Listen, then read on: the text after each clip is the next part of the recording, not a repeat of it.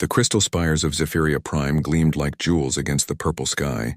For 3,000 years, the great city had stood as a monument to peace and knowledge.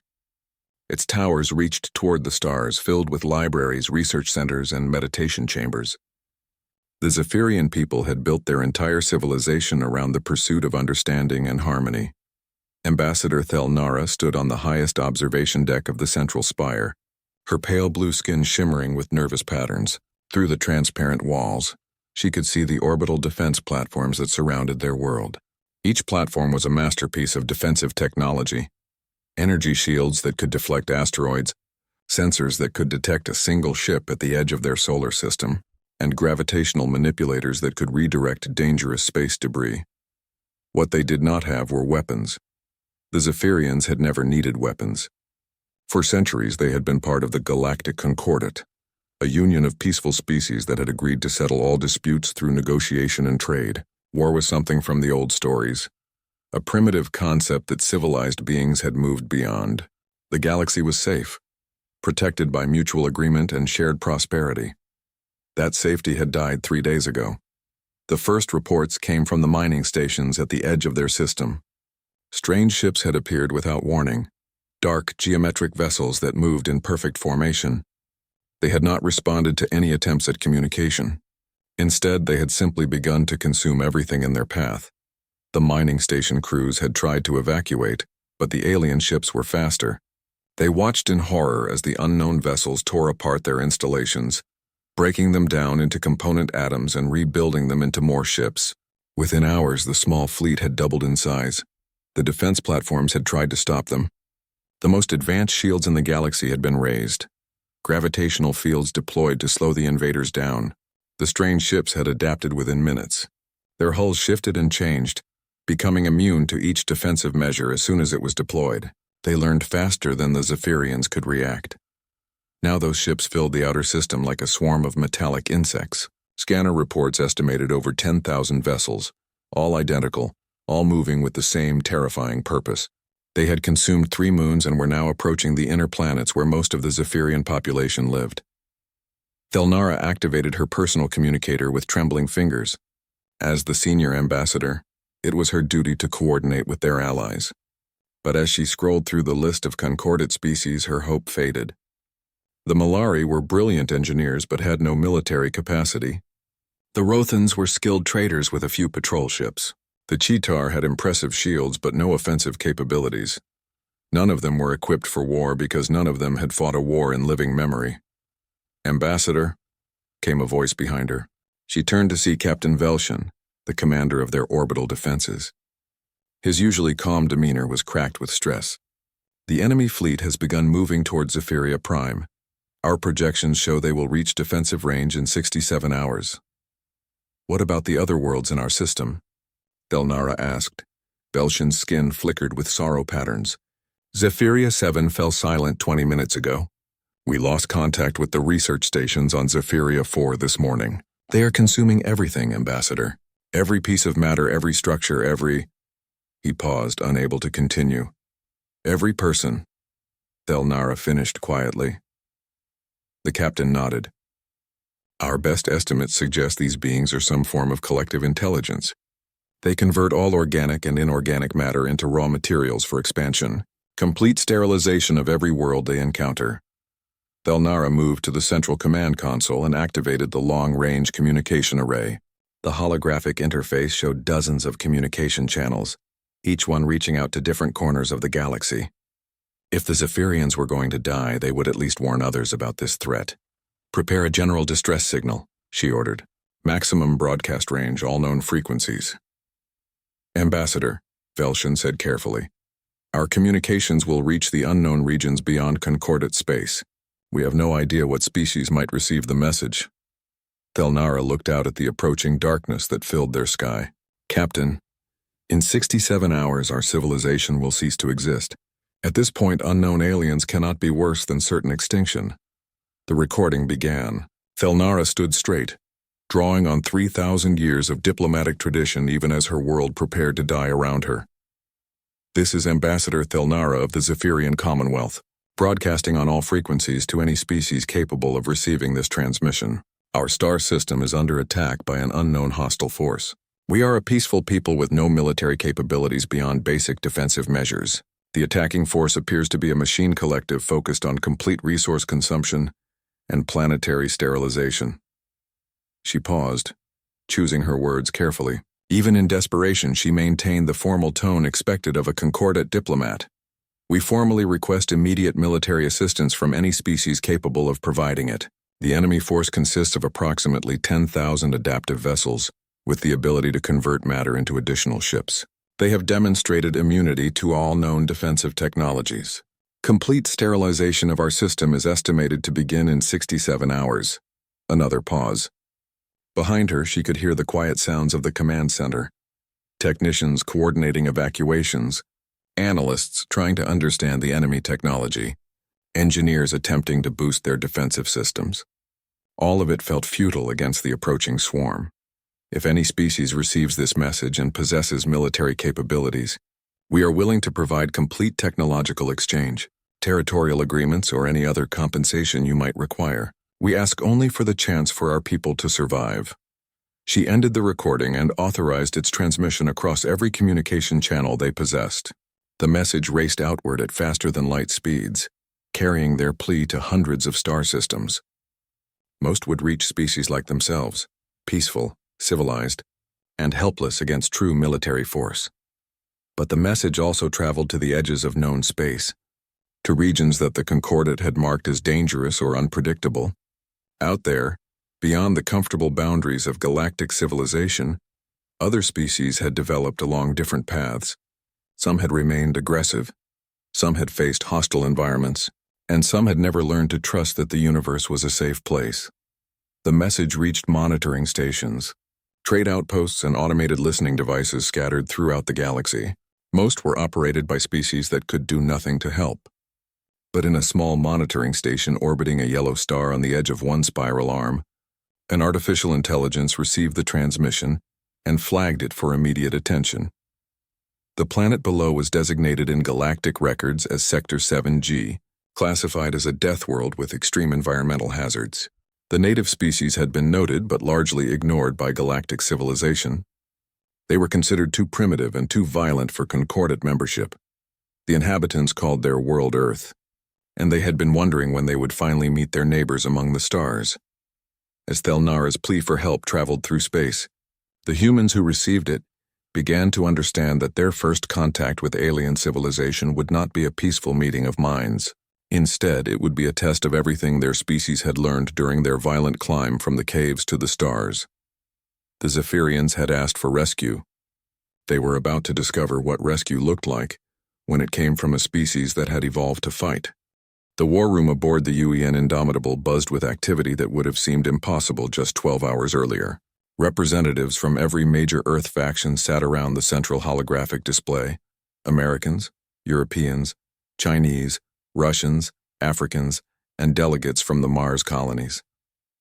The speed of their gathering would have amazed their ancestors, but humanity had learned to move quickly when facing extinction-level threats. Admiral Sarah Chen stood at the head of the table, her weathered face illuminated by the blue glow of the tactical display.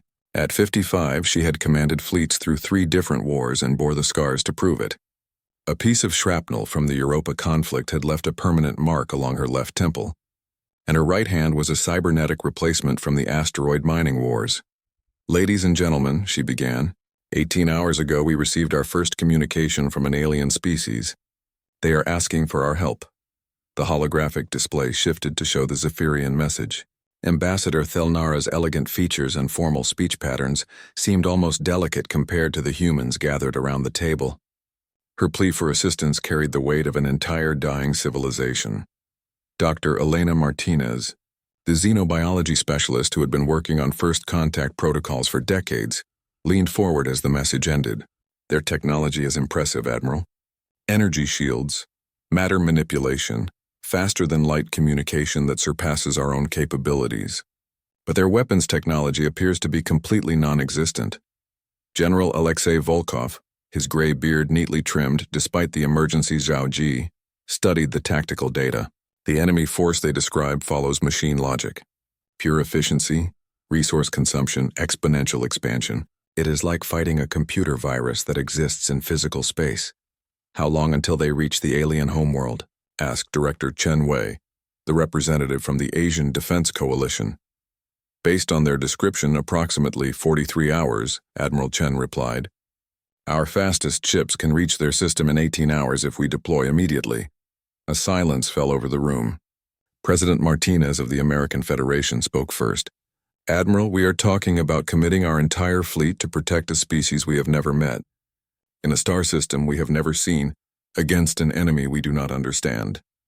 That is correct, Madam President, and if we lose, if this machine collective destroys our ships and then turns toward Earth, Admiral Chen's expression did not change. Then we will have died protecting innocent people, instead of hiding behind our own defenses and hoping the monsters pass us by. The debate that followed was intense but brief. Humanity had spent centuries fighting wars, first against each other and then against the hostile environment of space itself. They had learned that predators always found new prey, and that running from a fight usually just meant dying tired. Colonel James Rodriguez, the senior Marine commander, pulled up the logistics display. We can deploy the entire home defense fleet, plus the colonial protection squadrons from Mars and Europa. That gives us 312 ships of various classes. Every available Marine, pilot, and crew member who can hold a weapon. What about planetary defense? Asked the representative from the African Union. We keep the minimal crews necessary to maintain our defensive satellites, Admiral Chen replied. Everything else goes to the aliens. Dr. Martinez raised a concern. Admiral, these Zephyrians appear to be pacifists. They may not understand what we are bringing to their system. Our ships are designed for war, not rescue operations. Doctor, they sent out a distress call asking for military assistance. They will get exactly what they asked for. The vote was unanimous. Within 3 hours, every available ship in the human fleet received orders to prepare for immediate deployment. The mobilization was massive. Supply ships loaded ammunition, medical vessels prepared for casualties, and engineering crews worked around the clock to ensure every weapon system was operational. Captain Rodriguez watched from the observation deck of his transport ship as the fleet assembled in Earth orbit. The sight was both magnificent and terrifying. Hundreds of vessels designed for one purpose, to find the enemy and destroy them completely. Sleek destroyers with missile pods, heavy cruisers bristling with railguns, carrier ships loaded with fighters, and massive dreadnoughts whose main guns could crack small moons. Sir, said Lieutenant Thompson, his aide, the alien message mentioned they were willing to provide technological exchange for assistance. Their science appears to be centuries ahead of ours. Rodriguez nodded. That is good, Lieutenant, but we are not going there to trade technology. Sir, we are going there to teach the universe a lesson that it seems to have forgotten. There are still species that know how to fight, and we will not let innocents die while we have ships that can fly and weapons that can fire. The fleet's departure created a sight that would be remembered in human history forever. 312 ships representing every nation and colony, moving together toward the edge of the solar system. The quantum tunnel generators activated simultaneously, tearing holes in space-time itself. As the first ships began to disappear into the artificial wormholes, Admiral Chen opened a general communication channel to the entire fleet. All ships, this is Admiral Chen. We go now to fight an enemy we have never faced, to protect people we have never met, in a star system we have never seen. This is what we trained for. This is what our ancestors died for. This is what makes us human. She paused, looking out at the stars that had called to humanity for so long. The aliens asked for rescue. They are about to learn that when humans answer a distress call, we do not come as saviors. We come as soldiers. And we will teach their enemies why Earth is classified as a death world. The last ships vanished into the quantum tunnels, carrying the hope and fury of an entire species toward a distant star system where mechanical monsters were preparing to sterilize a world of peaceful aliens. Behind them, Earth waited in unprecedented vulnerability. For the first time in over a century, the home system was defended by only automated platforms and skeleton crews. It was a calculated risk. If the human fleet failed, Earth would be helpless against any follow-up attack. But humanity had decided that some things were more important than safety. They had spent too long fighting each other to let their first alien neighbors die alone. The journey through quantum space would take 18 hours. 18 hours for 300,000 human soldiers to prepare for a battle that would define their species' place in the galaxy. They did not know if they would win. They did not know if they would survive. They only knew that when the innocent called for help, humans answered with everything they had. The quantum tunnel exit tore open in the Zephyrian system like a wound in reality itself. The first human ship to emerge was the UN Indomitable, Admiral Chen's flagship, its scarred hull reflecting the light of the alien sun. Within minutes, the peaceful space around Zephyria Prime was filled with the angular shapes of human warships. To the Zephyrians watching from their orbital platforms, the sight was both terrifying and awe-inspiring. The human vessels looked nothing like the elegant curves and crystal surfaces of concordate ships. These were brutal, functional designs, all sharp edges and weapon emplacements, built by a species that expected to fight for everything they owned. Senior Coordinator Veltar stood in the command center of the primary orbital defense platform, watching the sensor readings with growing amazement. "Count 307 vessels," he reported to Ambassador Thelnara. "Energy signatures suggest massive weapon systems. Each ship appears to carry enough destructive capability to level a continent." Dr. Kashan, the Zephyrian xenobiologist, was studying the biological readings from the human ships. Her normally steady voice carried a note of concern. "The life signs aboard these vessels, the neural activity patterns suggest a species in a constant state of readiness for violence. Their stress hormone levels would be lethal to most concordate species." Ambassador Thelnara opened a communication channel to the lead human vessel. Admiral Chen's face appeared on the screen, weathered, scarred, with eyes that seemed to have seen more than their share of darkness. When she spoke, her voice carried an authority that made the Zephyrians unconsciously step back. "This is Admiral Sarah Chen of the United Earth Navy. We received your distress call, Ambassador. Where is the enemy?" The directness of the question caught Thelnara off guard. She had expected diplomatic protocols, formal introductions, perhaps negotiations about terms of assistance. Instead, the human admiral was asking for targets. "Admiral Chen, we are deeply grateful for your rapid response to our plea for assistance. However, I must inform you that the hostile force has proven immune to all conventional defensive measures. The Machine Collective has adapted to every weapon system employed by the concordate species. Perhaps we should discuss evacuation procedures for our civilian population." Admiral Chen's expression did not change.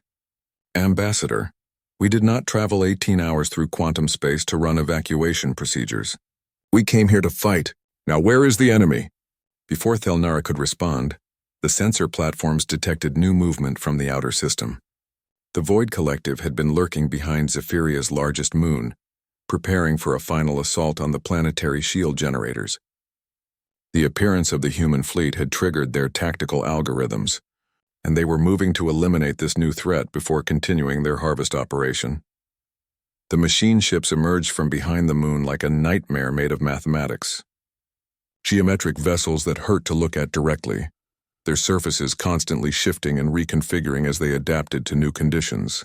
The smallest were the size of human destroyers, while the largest were kilometers long, bristling with exotic energy weapons.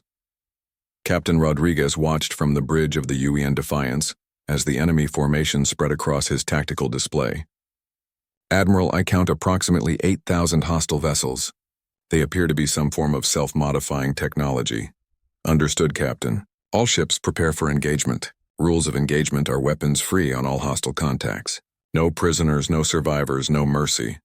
The Zephyrians listening to the human communications could hardly believe what they were hearing. These aliens were planning to attack a force that had destroyed 3 star systems, and they were talking about it like it was routine military operation. Dr. Kashan pulled up the analysis of human ship designs that her computers had been running since their arrival. "Ambassador, these vessels are not exploratory or diplomatic ships. Every design element is focused on causing maximum destruction to enemy forces. They have brought us a war fleet." "But surely they understand the tactical situation," Veltar protested. "The Void Collective has adaptive technology that counters any attack within minutes. It is mathematically impossible to achieve victory through direct assault." Admiral Chen's voice cut across the communication channel. "All Zephyrian vessels withdraw to minimum safe distance. This is about to become a combat zone. The human fleet began to move, and the Zephyrians watched in fascination as the ships formed not defensive lines but attack formations. The massive dreadnoughts moved to the center, their main guns already powering up. Destroyer squadrons spread out in hunter-killer patterns, while carrier ships began launching fighter craft. Most shocking of all, the humans were accelerating toward the enemy, not away from them. "They are attacking," whispered Veltar in disbelief. "They are actually attacking." The first salvo from the human fleet lit up space like a miniature star going nova. Thousands of missiles streaked across the void, followed by railgun rounds moving at significant fractions of the speed of light. The Void Collective ships, operating on pure efficiency calculations, began their standard adaptation protocols. They had never encountered Deathworlders before. The Machine Collective expected their enemies to fight like every other species they had encountered, defensively, cautiously, trying to minimize losses while looking for weaknesses to exploit. They had algorithms designed to counter shields, redirect energy weapons, and neutralize conventional missiles. What they did not have was programming to deal with enemies who treated their own deaths as acceptable losses. The human missiles were not designed to penetrate shields or avoid defensive systems. Instead, they were designed to explode in massive fusion blasts that overwhelmed enemy sensors and created confusion in the Machine Collective's coordination networks. When the Void Collective ships adapted to block the missiles, human railgun rounds smashed through their reconfigured defenses at velocities that made adaptation irrelevant. Captain Rodriguez watched his tactical display as the first wave of enemy ships began to break apart under the human assault. "Target their command nodes," he ordered. "Let's see how well they coordinate when their communication networks are scattered across three-dimensional space." The human ships fought like apex predators that had evolved on a world where everything tried to kill them. They used asteroid fields for cover, employed ramming attacks when their ammunition ran low, and demonstrated a terrifying willingness to sacrifice individual vessels to achieve tactical objectives. When the destroyer UEN Spartacus lost main power after taking direct hits from 3 enemy vessels, her captain did not attempt to withdraw for repairs. Instead, he ordered a collision course with the largest enemy ship in range and detonated his nuclear reactor at the moment of impact. The explosion took out his own ship and 4 enemy vessels, creating a gap in the enemy formation that 3 human cruisers immediately exploited. From their observation posts, the Zephyrians watched in stunned silence as these primitive aliens systematically dismantled a force that had consumed entire civilizations. The humans were not just fighting to win, they were fighting like they expected to die, and using that expectation as a weapon against enemies who could not comprehend such tactics. "How are they doing this?" Veltar asked in amazement. "Their technology is centuries behind ours, but they are defeating an enemy that we could not even slow down."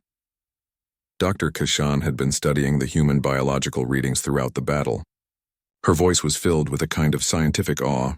"Coordinator, I do not think these beings fight the way we understand fighting. They are not trying to survive this battle. They are trying to ensure that their enemies do not survive it. They have turned their own mortality into a tactical advantage." The battle raged for hours, but the outcome was becoming clear. The Void Collective, faced with enemies who treated death as just another tool of war, began to recalculate their efficiency parameters. The resource cost of eliminating the human fleet was rising beyond acceptable limits, and more human ships were arriving through quantum tunnels every few minutes. For the first time in their recorded history, the Machine Collective began to consider retreat. The Zephyrians had asked for rescue. What they had received was something far more dangerous and far more effective than they had ever imagined possible. They had received Deathworlders. The battle had been raging for 6 hours, and the Void Collective was learning what it meant to fight a species that had evolved in hell. Captain Rodriguez stood on the bridge of the UEN Defiance, watching as his weapons officer coordinated another missile barrage against the enemy formation. Around them, the ship shuddered under return fire, but the crew continued their work with the calm efficiency of people who had accepted their own mortality long before the battle began. "Sir, the Void Collective ships are trying to adapt to our explosive rounds," reported Lieutenant Commander Torres from the tactical station. "They are reinforcing their hulls against kinetic impact." "Then we switch to penetrator rounds," Rodriguez replied without hesitation. "Target their power cores directly. If they want to play adaptation games, we will teach them that humans have been adapting to kill things since we lived in caves. The human fleet had spread throughout the Zephyrian system like a pack of wolves, breaking the massive enemy formation into smaller groups that could be overwhelmed and destroyed. This was not the kind of warfare that the Void Collective understood. Machine logic dictated efficient formations, coordinated attacks, and resource conservation. The humans fought like barbarians who had somehow acquired starships. Aboard the UN Spartacus II, named for the destroyer that had sacrificed itself in the first hour of battle, Captain Sarah Kim watched as 3 enemy vessels converged on her position. Standard tactical doctrine would call for withdrawal to a more defensible position, but Captain Kim had grown up on Mars, where standard doctrine meant death. All hands, prepare for ramming speed, she announced. Engineering, I need everything you can give me from the reactor. Captain, her executive officer protested, we cannot survive a collision with 3 enemy vessels. Lieutenant, we are not trying to survive it. We are trying to make sure they do not survive it either. The Spartacus descended accelerated directly toward the enemy formation, her crew working with mechanical precision to prepare for their own destruction. When the collision came, the ship's nuclear reactor detonated in a controlled explosion that vaporized all 4 vessels and sent debris flying into the path of 2 more enemy ships. From the Zephyrian Command Center, Dr. Kashan watched the human tactical patterns with growing understanding and horror. They are not fighting a war, she told Ambassador Thelnara. They are committing elaborate suicide attacks designed to take as many enemies with them as possible. Surely their commanders would not order such tactics, Thelnara replied, struggling to understand what she was seeing. Ambassador, I have been monitoring their communications. These decisions are being made by individual ship captains. They are volunteering to die. The Void Collective, meanwhile, was discovering that their adaptive algorithms had a fatal flaw. They could modify their ships to counter any specific threat, but they could not adapt to enemies who used their own destruction as a weapon. Every time a human ship died, it took several enemy vessels with it, creating holes in the machine formation that other human ships immediately exploited. Admiral Chen, commanding the battle from the bridge of the Indomitable, watched as her fleet carved through the enemy like a chainsaw through tissue paper. The humans were losing ships. The battle display showed dozens of vessels marked as destroyed or disabled, but they were taking a terrible toll on their enemies. Admiral, reported her tactical officer, the enemy is beginning to withdraw from the inner system. They appear to be regrouping behind the gas giant. All ships pursue and destroy, Chen ordered immediately. Do not give them time to adapt or regroup. Continuous pressure, maximum aggression. This command would have horrified any concordate species. Pursuing a retreating enemy into unknown terrain was tactically risky and violated most civilized rules of warfare. But humans had learned their tactics fighting each other on a world where mercy was a luxury that the weak could not afford. The chase through the outer system became a running battle that lasted for hours. Human ships darted between the rings of the gas giant, using debris and ice chunks as cover while they hunted down individual enemy vessels. The Machine Collective tried to establish defensive positions, but the humans refused to give them time to dig in. Colonel Martinez, commanding a squadron of marine assault ships, led his vessels in an attack run against an enemy command vessel that had taken position near one of the gas giant's moons. The ship was 3 times the size of his largest vessel and bristled with adaptive weapons systems. Sir, recommend we call for backup from the heavy cruisers, suggested his aide. Negative, Martinez replied. By the time they get here, this thing will have adapted to everything we can throw at it. We go in now, fast and hard. The marine ships accelerated toward the enemy vessel, their commanders knowing they were almost certainly flying to their deaths. When the enemy defenses opened fire, 2 ships were destroyed immediately. The third, commanded by Martinez himself, made it through the defensive screen and slammed into the enemy vessel's command section at full speed. The resulting explosion could be seen from the inner system. Dr. Kashan had been studying human biology and behavior since the battle began, trying to understand how an apparently primitive species could be so effective against superior technology. Her conclusions were disturbing. Ambassador, she reported, I believe I understand what makes these humans so dangerous. They are not fighting to protect their own lives. They are fighting to protect the concept of life itself. Each individual human is willing to die to ensure that their species and their allies survive. That is not logical, Veltar protested. Individual survival is the primary drive of all intelligent species. Not these ones, Kashan replied grimly. Their neural patterns show that they have subordinated individual survival to group survival.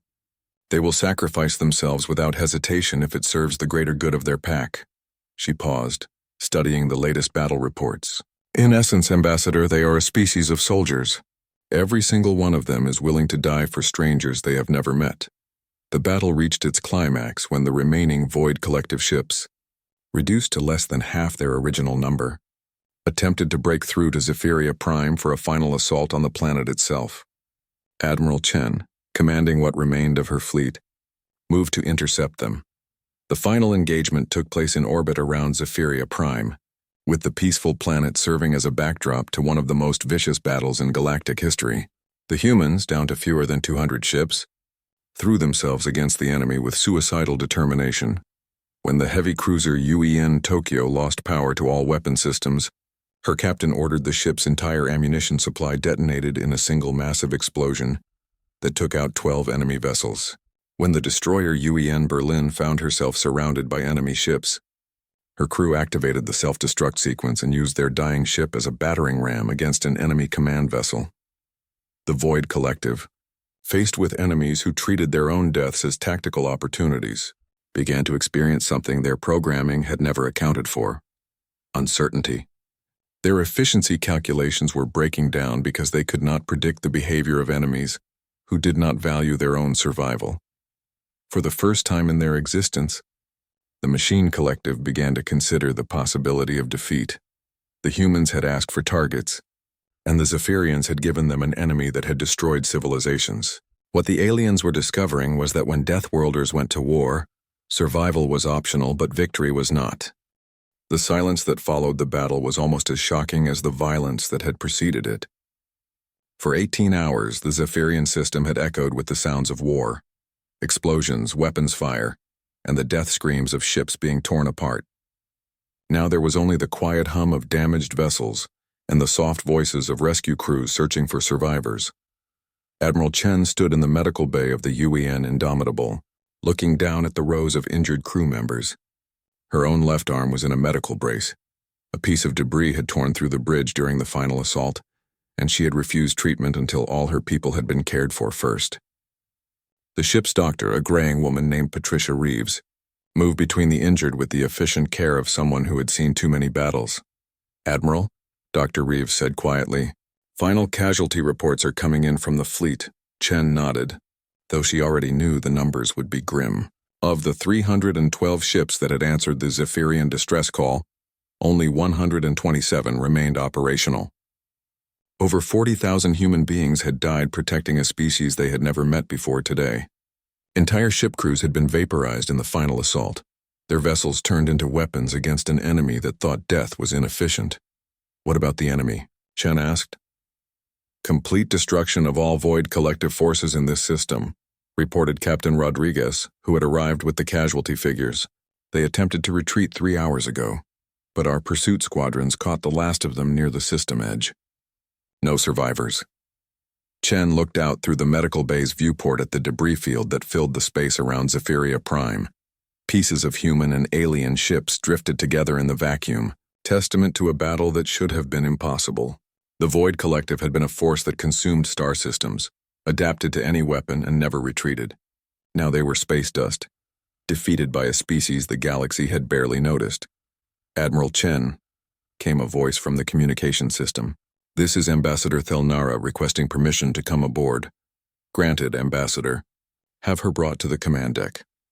20 minutes later, Chen stood in the Indomitable's main conference room, looking across the table at the alien diplomat who had sent out the distress call that brought humanity to the stars. Thelnara looked fragile compared to the battle-scarred humans around her, her pale blue skin and delicate features making her seem like a piece of living artwork. "Admiral Chen," Thelnara began, her voice carrying formal diplomatic protocols even in the aftermath of catastrophe. "On behalf of the Zephyrian Commonwealth and all the people of our worlds, I want to express our profound gratitude for your intervention. You have saved our entire civilization, Chen studied the alien ambassador for a long moment. Ambassador, your people sent out a distress call asking for rescue. What you got was something entirely different. We did not come here to rescue you. We came here to destroy your enemies. I do not understand the distinction, Admiral. The distinction, Ambassador, is that rescue implies safety. What we have given you is victory, and victory always comes with a price. Chen gestured to the viewport where the wreckage of both fleets could be seen drifting in space. We have eliminated the immediate threat to your people, but we have also introduced something new to your galaxy. We have reminded the universe that there are still species that know how to fight. Dr. Kashan, who had accompanied the ambassador, leaned forward with scientific curiosity. Admiral, if I may ask, your species appears to treat warfare as a normal part of existence. The concordate species have lived in peace for over 1,000 years. How is it that your people remained combative? Captain Rodriguez answered before the Admiral could speak.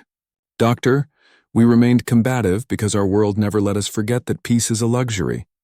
Earth is what you would call a death world, a planet where everything is trying to kill you. We evolved fighting predators, natural disasters, disease, and each other. War is not something we learned. War is something we are. The implications of his words hung in the air like a threat. The Zephyrians had been saved by a species that was inherently violent, and now that species had ships throughout their star system. What happens now? Thelnara asked quietly. What do your people want from us? Admiral Chen's expression softened slightly. Ambassador, we want nothing from you except the knowledge that we did the right thing. Your message reached us when our species was still debating whether we were alone in the universe. You have given us our answer. We are not alone, and there are people out there worth protecting. She paused, looking out at the stars beyond the conference room's viewport. But you need to understand what you have invited into your galaxy. We are not like the concordate species. We do not solve problems through negotiation or compromise. When we see a threat, we destroy it completely. When we make an enemy, we hunt them down and eliminate them. And when someone asks for our help, we bring everything we have to the fight. Dr. Kashan was taking notes on a small device. Admiral, the Galactic Concordate will want to establish diplomatic relations with your species. There are protocols, trade agreements, cultural exchange programs. Doctor, Chen interrupted, your Concordate exists because the galaxy has been peaceful. Peace is a wonderful thing, but it is not a natural state. Peace exists only when those who would break it are afraid to try. She stood and walked to the viewport, looking out at the debris field that had once been the most dangerous force in known space. The Void Collective thought they were safe because they could adapt to any threat. They never encountered a threat that was willing to die to stop them. Now they are gone, but there will be others. There are always others. Captain Rodriguez joined her at the viewport. Admiral, the fleet is ready to begin the journey home. The wounded are stable, and the engineering crews have the damaged ships ready for quantum tunnel transit. Very well, Captain. Begin withdrawal preparations. Thelnara stood quickly. Admiral, surely some of your ships will remain. The Concordate will want to study your technology, establish trade relationships. Chen turned back to the alien ambassador, her expression unreadable. Ambassador, we did not come here to trade or to establish relationships. We came here because innocent people were dying and we had the power to stop it. That mission is now complete. But what if there are other threats? Other enemies like the Void Collective? Then you will send out another distress call, and we will answer it.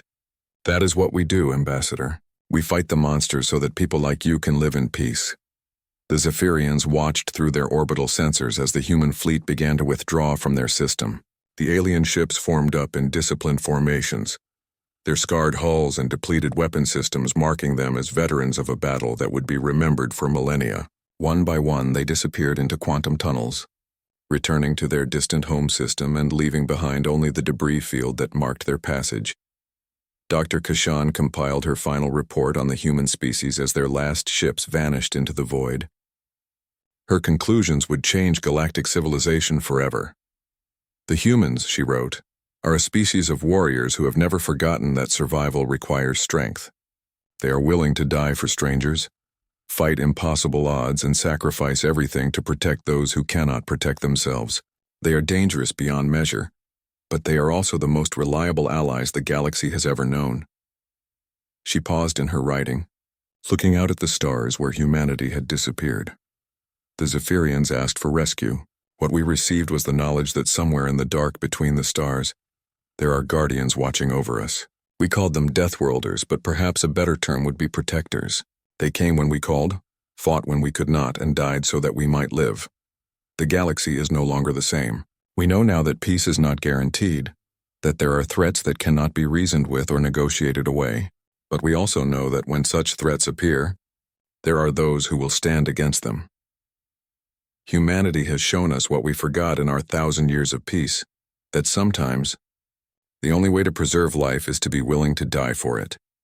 The last human ship vanished into quantum space, carrying its crew home to a small blue world on the edge of the galaxy. Behind them, they left a civilization saved in a galaxy forever changed by the knowledge that monsters could be beaten, but only by those willing to become monsters themselves. The Zephyrians had asked for rescue. They had received something far more precious, proof that in a dark and dangerous universe they were not alone.